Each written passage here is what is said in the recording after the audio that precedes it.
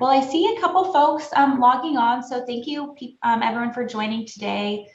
This is just a little bit of an informal office hours that we are holding with the JustGrants and the Bureau of Justice Assistance folks. So first off, before we get started, I'll just go ahead and ask if all of the presenters or office hours individuals can just introduce themselves so everyone knows who's on the line. John, would you like to start? Sure, I'll start. My name is John Markvick, and I'm a senior policy advisor with the Bureau of Justice Assistance. One of my main roles is to oversee the body-worn camera policy and implementation program. I work on the policy side, but I work closely with the program side folks who deal mostly with the financial management issues and the grant administration issues. So I'll introduce my colleague, Darius LaCicero, who oversees that process. Thanks, John. Darius LaCicero, I'm Division Chief for the Southeast Division, the body-worn camera program, as well as JAG program, and some others fall under my portfolio. And Tamara White and Gerardo Velasquez, who work with me, will introduce themselves now, both of whom work with the body-worn camera program. Hi, I'm Tamara White. As Darius indicated, I am a state policy advisor in his region, and we oversee the body-worn camera PIP program. Myself and my colleague, Geraldo, who will introduce himself in a moment, we split that the assignment to manage these grants. So I take the first half, well, maybe not half of the alphabet, but A through G, I believe, and then Geraldo manages the rest in meaning those states. We also have other assignments within our portfolio. So I also manage Southern Florida JAG Awards. And so I'll just hand it over to Geraldo. Good morning, everyone. Gerardo Velasquez, and I handle the body-worn camera program with my colleague Tamara, and I handle H through Z. And we also have other programs like the Justice Assistance Grant, SORNA, and other programs. Great, thank you. I also see the folks from JustGrants on the line. So maybe Lisa and Lucia, if you'd like to introduce yourselves. Hi, sure. I'm Lisa Hartman. I'm with the JustGrants training group, and we provide all of the training materials that you have access to, as well as some training sessions such as this one. So we also support a training email address, which I'll provide for you in the chat in case you have questions you want to ask the training group. Hello, I'm Lucia Turk-Gamble. I'm actually a state policy advisor in BJA. However, I'm currently detailed on the JustGrants program, and so I'm here to assist from JustGrants team, as well as my colleague Amy Callahan, who I will also let introduce herself. Good morning, I'm Amy Callahan. I've been with OJP for over 20 years now, and I've been working on the JustGrants program for the last 2 years, and I am happy to help answer any of the questions that you have regarding the JustGrants program. Well, thank you very much, everyone, for introducing yourselves. So I hope all of the grantees who are online know that you have a full cadre of experts here to answer all of your questions. So if you do have any questions related to your program, please feel free to put them in the chat. We kind of just want this to be a free-flowing conversation. And if you don't have any questions, we'll go through some questions that we did discuss yesterday, just in case you weren't able to attend. But again, feel free at any point if you have questions related to your program, to JustGrants, that you'd like to ask your state policy advisors, we can go ahead and get those answered. So I guess we'll just go ahead and start. Would anyone like to talk about how would someone request a budget modification, and what is a budget modification? So in order to request a budget modification, you would submit that through our online grant system, which is the JustGrants system. we have tutorials available if you need technical assistance in order to do that. You would submit a budget modification request if you are deviating from your budget, which was originally approved by OCFO. So what we mean is if there's any costs that are considerably over what you originally proposed in your budget. Now, we do anticipate a budget is a budget. You may have some line item costs that that may vary because they're your best estimates. But if it's anything, you know, that's significantly over, that we do ask that you reach out to us via email to see if it will require a formal budget modification through the system, because some costs may not rise to that level. There is a 10% threshold, and you can refer to the DOJ financial guide to see whether or not your changes would actually require a formal budget mod in the system, or if you can just come to myself or my colleague Geraldo to get those additional costs approved through us via email. Thank you. And so we received a question in the chat. Once a financial GAM is submitted, how long does it take to receive a response? It can be a few days. I mean, it goes through a process.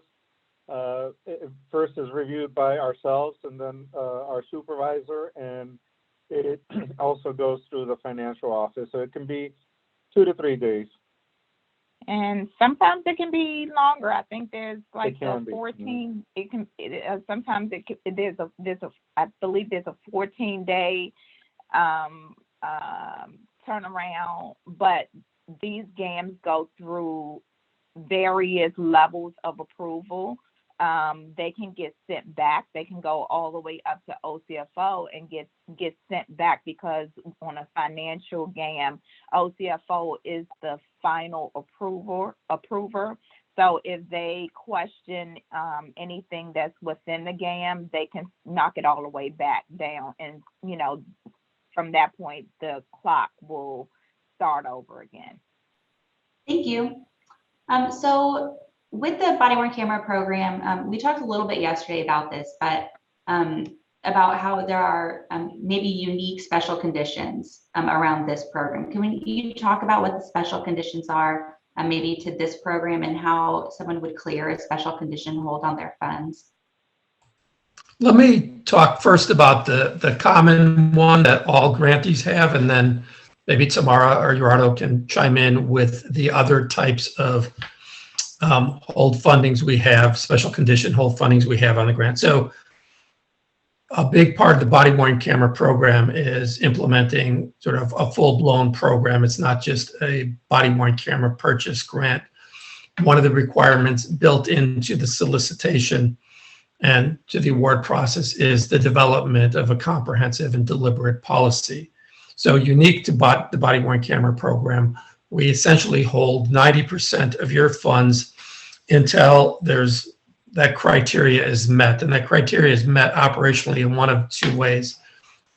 Initially, when we first started the grant program in 2015, there weren't as many agencies with body-worn cameras. Some of the agencies were new to it. Now there's more water under the bridge, so to speak. There are model policies out there.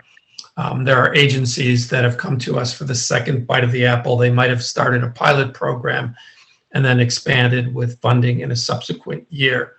So we have two really vehicles for satisfying that criteria, that you have a deliberately developed policy that's comprehensive. The original one is the policy review scorecard, in which you work hand in hand with the TTA provider to make sure that your policy addresses all the elements in the scorecard. I won't get into how we're not prescriptive. We don't tell you what your policy should say or not say, but we make sure that key elements are addressed. So, but we realized as the adoption of body-worn cameras evolved and the sophistication of applicant agencies involved, that's a cumbersome process for some. So we have a self-certification process, and essentially it parallels the same elements, and basically an executive from your agency would certify that all those conditions are met, basically check boxes in an electronic signature. They submit that through the TTA provider. They submit that to me, and I submit that I look at it in 95% of the cases, nothing is amiss, or probably 99% of the cases. The TTA provider sends it to us, and then I send it to Tamara or Gerardo, who will clear the condition in your grant. So that means that the 90% of your funds are released, provided that you don't have other conditions that apply. And Tamara or Gerardo can address some of those. Thanks, John. Gerardo, you want to go ahead? Sure. There are several special conditions that have to be met, and they're all located in the solicitation, such as the disclosure of pending applications and whatever is listed on the solicitation that the grantee did not submit any attachments for. You get them to your grant manager, and we release them in the JustGrants system. And so just to piggyback off of what Gerardo just described, there are various reasons why we would apply a withholding special condition to your grant during the award process. Those additional withholding special conditions actually hold 100% of the grant funds, and they supersede the other withholding special condition that allows you to extend up to 10%.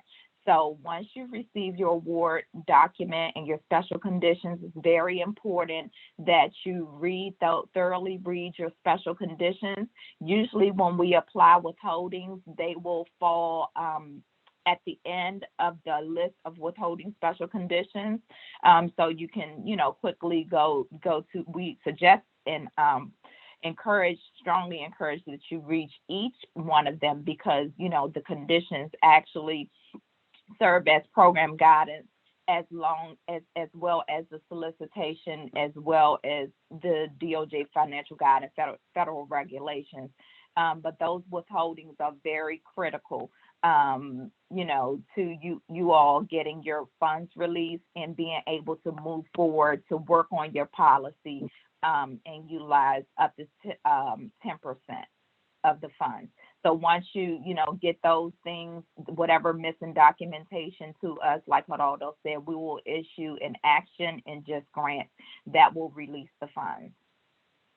Thanks, Tamara. And I would just add to that. So sometimes when the solicitation goes out and the applications come in, we do a peer review process and we select those agencies for awards. Sometimes we recognize, particularly with smaller agencies, that they may not be fully adept and familiar with the grant process. So, for instance, a required document such as the disclosure of pending applications may have been missed, and it's just simply a matter of you filling out that form, which you should have filled out with your application, to say that oftentimes that you have not applied for funding for the body-worn cameras through some other source, be it, could be another one of our grant programs that might support body-worn cameras, among other things like the burn JAG funding.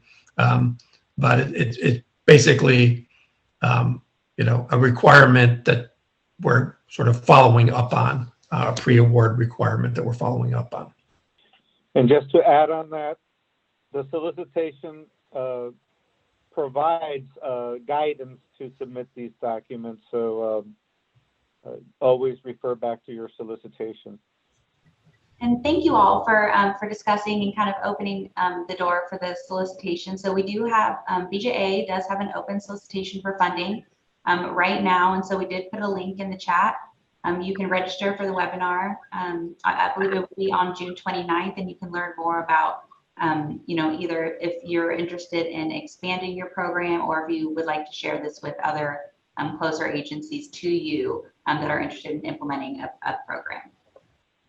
Thanks, Jessica, for pointing that out. So, we've mentioned this in the previous sessions during the day, so you may have been listening, but, we do occasionally get departments who wish to expand their program. They may have started a pilot program or they may have deployed to even a large cross-section of their agency, but now they decide to expand the program. So the example I used maybe several times already is the Los Angeles Police Department had established their own body-worn camera program.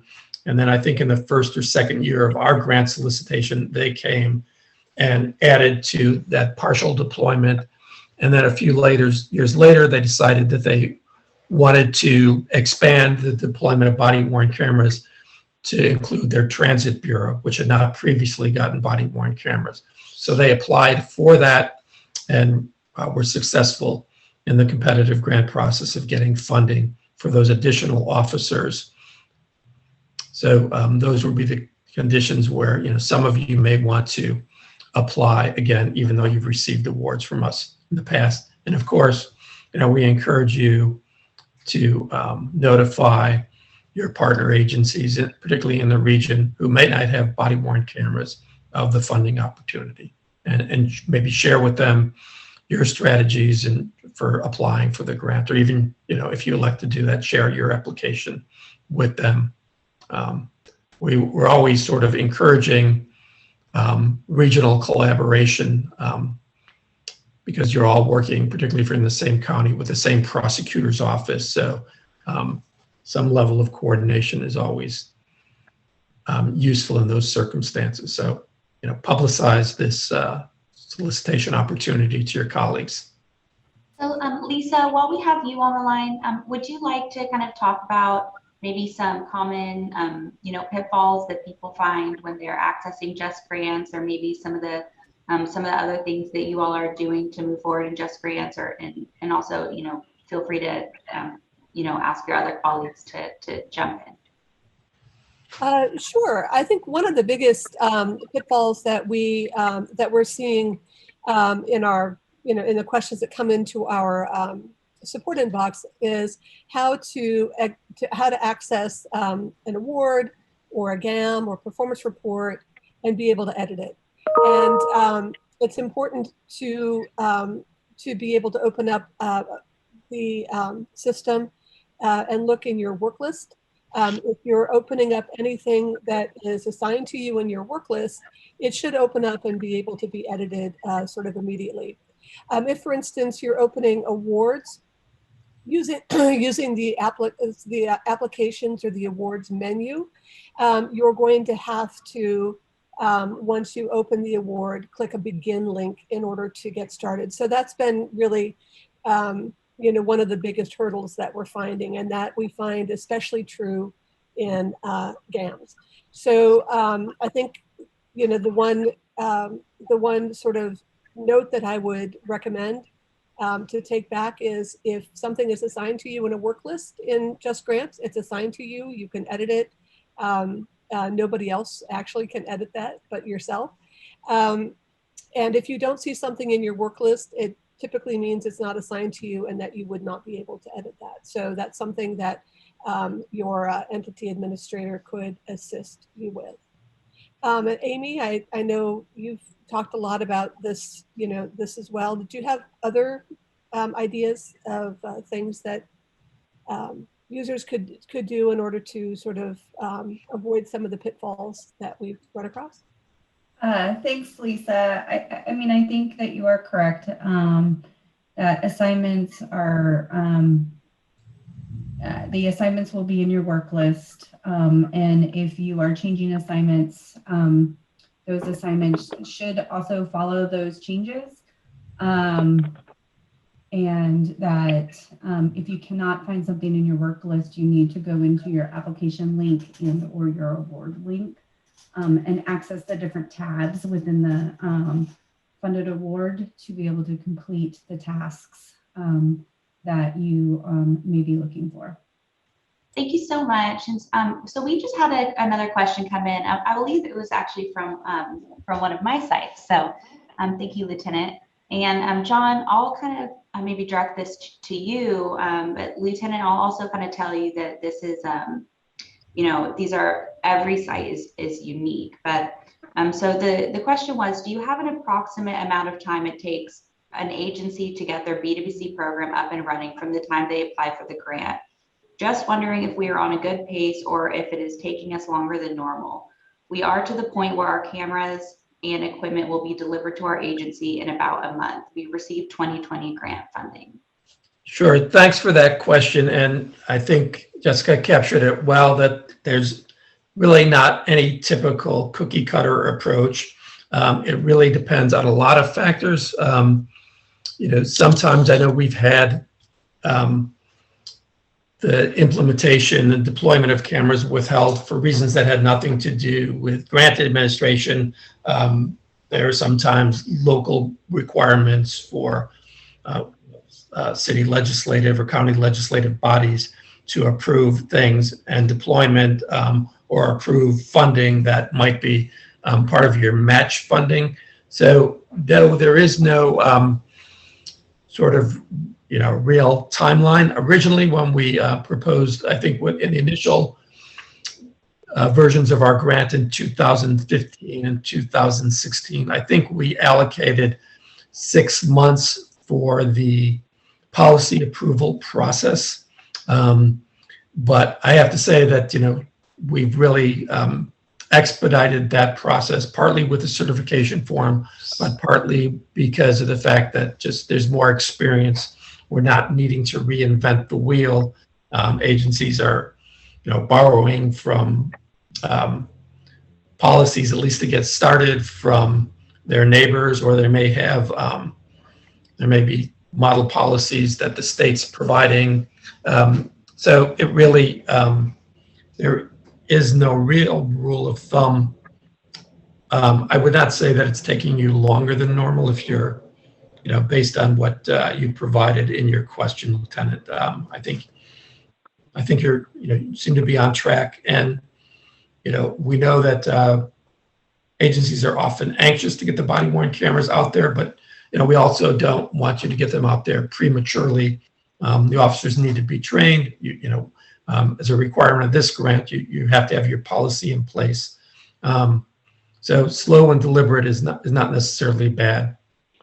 And John, also to add, not just the policy, but all the withholding special conditions. The grantee has to make sure that they're all cleared before they start a procurement process. We've had in the past grantees that start a procurement process, and yet their special conditions, withholding special conditions, are still active. So please make sure that all your withholding special conditions are cleared. Thanks, Gerardo. Yeah, we've definitely had some headaches in the past, I think, with that, with some of the sites. So thanks for noting that very important point, Gerardo. And thanks again for that question, Lieutenant. So if anyone else has any other questions, please feel free to put them in the chat. Again, we're hoping to have this be a very free-flowing discussion. But in the absence of, of a question, I'll go ahead and just ask another one. So, we've talked a little bit about this, but, how would an agency submit a change to their program goals and objectives? And what would this look like? So a change to the goals and objectives sounds like a scope change. Scope change is, it is recommended that the grantee reaches out to myself or Gerardo first to have an initial conversation to see if what they're thinking of proposing is even within, aligns with the with the solicitation, and we'll have a conversation with John as well, who's the senior policy advisor for the program. If everything aligns and we think that it's something, that would be approved, then we would ask you to submit a GAM in the JustGrants system. And what you would do would be to attach a narrative that would essentially lay out what your application originally proposed versus what you are proposing to do now. So we, at a glance, will be able to, review that one document and see what the changes are. Thanks, Tamara. I think just to basically hammer home a few points and provide some detail. So the body-worn camera grantees are pretty diverse in what they propose to do.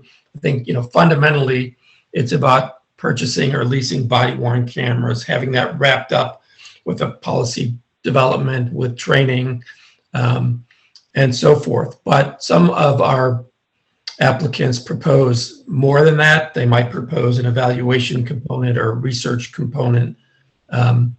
So I think, we'll handle each situation individually. Sometimes the change in scope is really related to the purchase of cameras.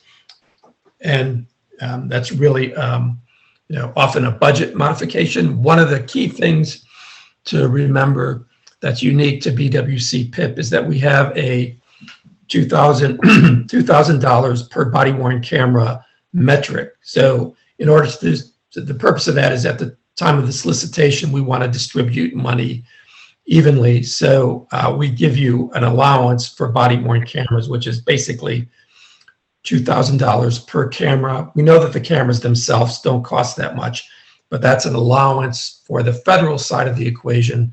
So if you propose 100 cameras, your cap, the most you can request on the federal would be $200,000. So let's say you applied for that, you built in other things, training, maybe you matched on having support, providing the administrative support, this part-time salary of the sergeant who's running the body-worn camera program. And that's all part of your budget. And let's say for some reason you want to reduce the number of cameras to 80. Remember that affects your body-worn camera metric. So you basically would result in a reduction of your funds to $160,000 if I'm doing my math correctly. That only applies if you fall under the metric. So let's say that you actually submitted for 100 cameras, but then you decided you only needed 80 when things came out. You submitted, I'm getting my examples mixed up here, but let's say your budget was for $160,000, but you requested it for 200 cameras, coming below the funding metric. As long as you're still within and then you reduce, let's say, to 80, as long as you're still within the funding metric, we're likely to approve that. You just need to provide a good justification for why there was a reduction in the number of cameras. Maybe there was a reduction in the size of your force. So we just want to keep fair to the original intent of the grant in order to spread the money around. So it would be unfair for us to give you the maximum amount if you're not matching the body-worn camera metric. There are other scenarios where it may be that you anticipated cameras at a higher cost, and when you did your procurement, they came in lower. So you may want to repurpose that money. You may want to propose some training that you hadn't proposed in your original grant, or you may want to do some evaluation that you hadn't proposed. That's perfectly allowable, but that would be done through a grant adjustment and a scope change, and we'd work with you to get that approved and to hopefully expedite it as long as it was in the spirit of the grant. So there are a lot of different scenarios given the fact that the budgets for individual grantees are quite different, and what they ask for, the scope of their programs initially vary quite a bit. Some people just basically ask, we need 100 cameras, we'll pay for 50, you'll pay for 50, and they leave it at that. But others have other types of costs built in.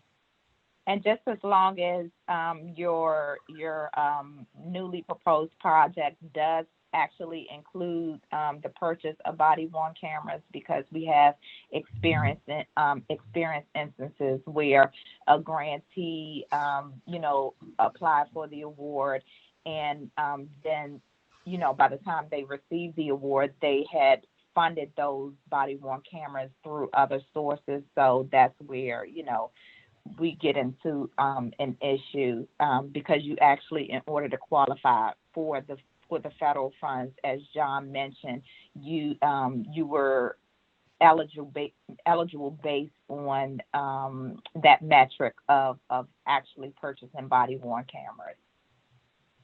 Yeah, that's a good point. To just, we need to carry through the legislative intent of the funding opportunity. So this BWC PIP program is intended to fund the purchase or lease of body-worn cameras. As I've said, it's not merely an equipment purchase program. You have to do the policy development and so forth, but it is predicated on the purchase of cameras. We do get requests. We already have our body-worn camera program in place, but we want to do such and such to refine the program. Some requests have come through to get funding to refine the way that they deal with digital evidence, share that with the prosecutor, manage that internally. We already have our body-worn cameras, but we need to pay for storage. We cannot really, under this program, provide any funding unless it's tied to the purchase or lease of body-worn cameras themselves. Hopefully in the future, with new legislative language, we'll be able to develop other purpose areas to help those agencies that want to refine their body-worn camera programs without necessarily getting additional body-worn cameras or expanding to a different set of officers. So that is really dependent on the legislative language and what is allowed. But we're seeing a growing demand as more agencies have body-worn cameras for things like that, and as more agencies sort of are struggling with dealing with what we've called the tsunami of digital media evidence, retaining the videos, complying with freedom of information requests and so forth. Those are areas where a lot of our grantees and the law enforcement community is writ large are really asking for assistance. But right now, that's not available through the body-worn camera PIP program unless you're buying cameras and you sort of bundle that into your program. So, John, can you expand on the storage and the match? Yeah. Well, for this year, there is no allowance for funds to cover storage. The exception to that is if the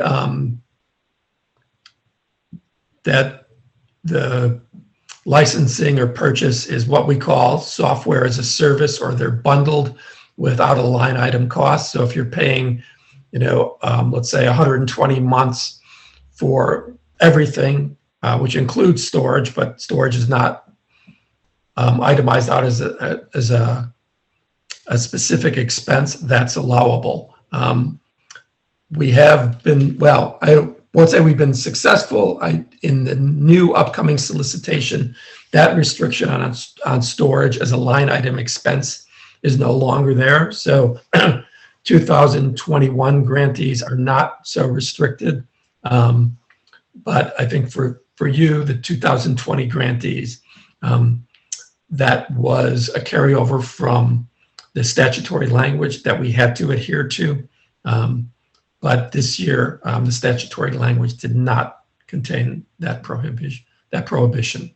So it's, I think it's a workaround that some vendors have worked with agencies, the way they bundle the essentially software as a service, or all the costs are bundled together without specific line item storage charges itemized on on your bill or hopefully that's clear. It's always sort of been a sticking point. We're glad that it's been removed in 2021 for this upcoming solicitation, the solicitation that's now out. But unfortunately, it's been a little bit of a sticking point in the past. So we think we're sort of evolving with the field and certainly recognizing that storage is a major cost driver for body-worn camera programs. Thanks, Gerardo. Well, I don't see any other questions, but another one that we have is, can you talk about the frequency and what you'd like to see in the reporting? So when they submit, grant progress reports, I know we do have a session coming up next after this on performance measurement, but if you could just briefly talk about, what you'd like to see or those grant progress reports. We would like to see that the grantee submits the correct PMT attachment to JustGrants. Make sure that the dates coincide with what's requested in JustGrants. Basically, that's it, just to provide the correct PMT to us. And so once we do receive that correct PMT, and the PMT that we're looking for is the PDF version of the PMT report, in which you would download from that system and upload it into JustGrants. So that PDF is going to be the June 30th report or the December 31st report, whichever period that we're in. And what we look for also is in the goals and objectives section.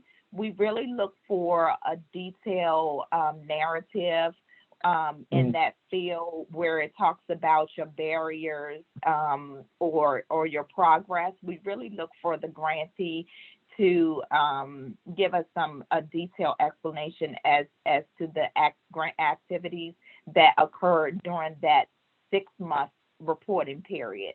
So we realize that they're doing the reports on a quarterly basis, but we're looking for a narrative that kind of covers the whole period, because sometimes the grantee may think because they had activity during the first quarter, but they didn't have any activity during that second quarter, which may be the 6/30 or the 12/30/31 period, then they may indicate that there was no activity, but we're looking for the activity that's taking place during that 6-month period. Thanks, Tamara. I think it's also important to point out that unlike some other grants where there's pretty much a hard start, when you start to draw funds is when grant activity starts. Because of the nature of the body-worn camera program, particularly for agencies that have budgeted pretty much for the allocation of body-worn cameras, they may not have budgeted for the staff time that's spent in getting the policy scorecard reviewed or in sort of establishing a relationship with the TTA provider. So in earnest, their grant starts even though they have not drawn down funds. I think in most of our grants, sort of the clear marker is that, the grant activity starts when you start to draw down funds. But for body-worn cameras, it may start before that. So that, we'd expect the sort of progress reporting to come in once, really from the start of the program. Even though, sometimes, if you've allocated all your funds to procurement, you might not even draw down funds in the first year of your grant, depending on how long it takes you to get things up and running. So for the first 6 months, at least, sometimes that's the case. Absolutely. We definitely want to hear about policy development. And then again, just reiterating, when I review progress reports, I also review your financial report as well that you submitted. So I'll take those 2 reports that coincide with your programmatic report. during that period. And if there are expenditures, then, you know, in that goals and objectives section, there should really be some type of narrative to support or substantiate those costs that you've expended during that period. And also, so just to cover something that we touched on yesterday, in case individuals weren't, weren't attending yesterday, when, so for example, you know, during COVID, we weren't traveling, and so individuals didn't travel to the national meeting, and so they might have had funds that they, purposed for that, but then they didn't spend. So can you talk about kind of the process that they need to go through, to reallocate those funds? Yes, the grantee can submit a grant adjustment modification to request that they transfer those funds to other related body-worn camera costs in JustGrants, and they can call either myself or Tamara for further guidance on that too. I would just add to that you shouldn't hesitate to do that and reach out. I think sometimes individuals just assume, okay, we're not going to spend that money, but that money is there, for you to use, so it can be repurposed. So if you allocated $3,000 for, an in-person meeting, it may be worth your effort to submit again to work with the state policy advisor to repurpose that money for other equipment that you need, for training, it could be for a variety of things. But again, we want to work with you, and as long as it's within the spirit of the grant as promoting your body-worn camera program, we usually do what we can to facilitate those changes. Thanks. So we have about 5 minutes left. Does any of the grantees, anyone attending, have any other questions? This is our last day of office hours, so it's the last day you have really everyone in one spot. Otherwise, you're gonna have to go track them all down by email. So if you'd like to ask a question, please put it in the chat, and we'll make sure to get your question answered. I just noticed that Lisa put a link for performance report training, which is great. It's changed a bit now. It's kind of going through transition process. For those of you who don't know, we're talking about JustGrants, which is the new grants management system that was initiated in October of 2020. And so it's a bit different than the grants management system that you may have been reporting under previously. So there are some adjustments. And so Lisa Hartman posted some training material there for performance reporting. And as that will be our first session this morning, is some people from our, Amy December from our performance management team will go over the performance measurement reporting. So I believe there is some training that also is a special condition, correct? It's maybe is it the financial management training for specific folks? Mm-hmm. Yes, so special condition number 5 on the award. It's required for all grant award administrators and financial managers. So if the same person for each agency is, it's only one person, but if there's 2 different people, those 2 different people have to take the training and provide it to us 120 days after you accept the award, or else there'll be a freeze on the award. So that training is required of those people who have been officially designated. In addition to that, I just want to add that if there is a change, so the initial clock starts from 120 days from when the award is accepted. However, if there is a change in the award administrator or financial person on the grant, then that newly appointed individual will need to take the training as well. Great, thank you. Well, I don't see other questions. So you all do see the contact information. Oh, I'm sorry. Look at this. Okay, so yesterday Gerardo got some kudos, and so today it's going to Tamara. So Thank you, Ms. White, for guiding us at Jefferson County Sheriff Office in our BWC process. You have been excellent in our questions and quick responses to any needs we've had in addition to learning on this Zoom. Yeah. Thank you. Thank you. I'm glad to be of assistance. Thanks, Tamara. I think that's a great note to close on.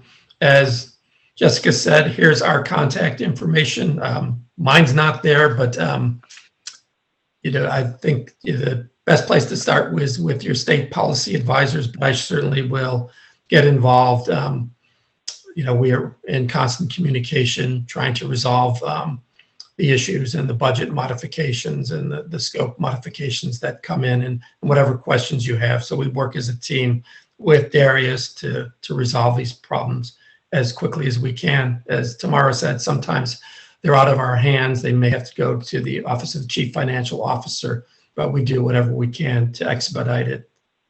There's one last question there, I think. Yes, so it says, if our agency has had a position change and the financial training has been completed, do we submit proof to our state policy advisor? So tomorrow, does that mean that the new person needs to take that training? Absolutely. The purpose of this requirement is that any person within a grantee agency who has been designated to oversee the grant and manage the grant, they need to be trained in order to do so. So once a new person has been designated formally, that new person has 120 days in order to complete the training and pass the test, and they would need to send that certificate to us, to myself or either Geraldo, once they've completed that training, because as my colleague stated, it could result in a freezing of funds, and we don't want to do that. We don't want to interrupt your project. So yes, the new person would need to be trained. And although we do allow 120 days, I would just say I encourage them to take that training as early on as possible, because it's a very extensive training. And if you're not used to managing grants with the U.S. Department of Justice, I really do encourage you to take that training as early as possible, because it'll save you a lot of questions and potentially making any missteps along this process in implementing your grant. Thanks, Tamara. Great. Well, thank you, John, and thank you, everyone from the JustGrants and BJA team. And we'll take about, a 9-minute break and come back in about, again, 9 minutes for a presentation from Amy December on the BJA performance management process. And we can stay here. We'll automatically be transferred over. Is that right, Jessica? Yes. Great. Thank you so much. Thanks for moderating.